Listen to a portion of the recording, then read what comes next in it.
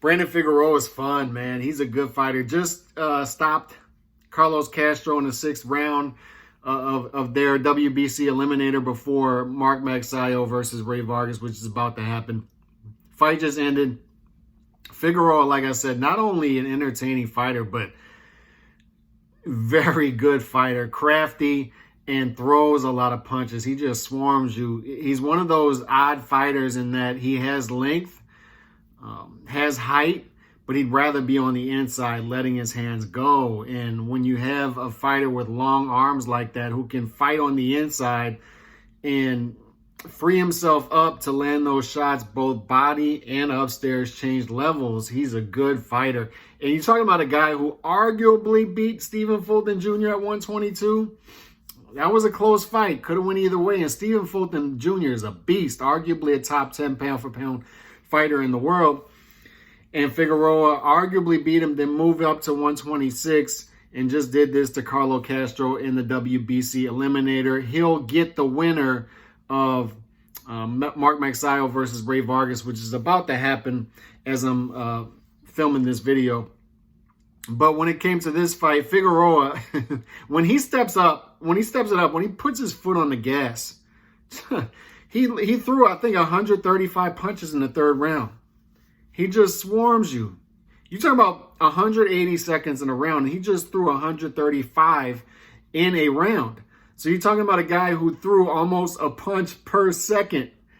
Just swarmed Carlos Castro, and good on the referee for not stopping the fight in the 3rd round. Because when you're landing that many consecutive punches with the fight, with your opponent on the ropes, a lot of times the referee will just jump in there and stop the fight. But he gave Carlos Castro an opportunity to carry on. And to Carlos Castro's credit, Carlos Castro is a guy who throws a lot of punches himself, averages like 66, 67 punches per round. So he's a high output fighter as well. But Figueroa, he just couldn't keep up with Figueroa's output.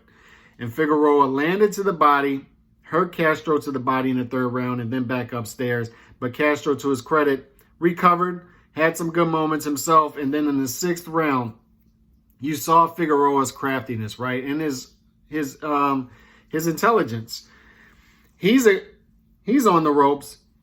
So while he's on the ropes, he's landing his shots.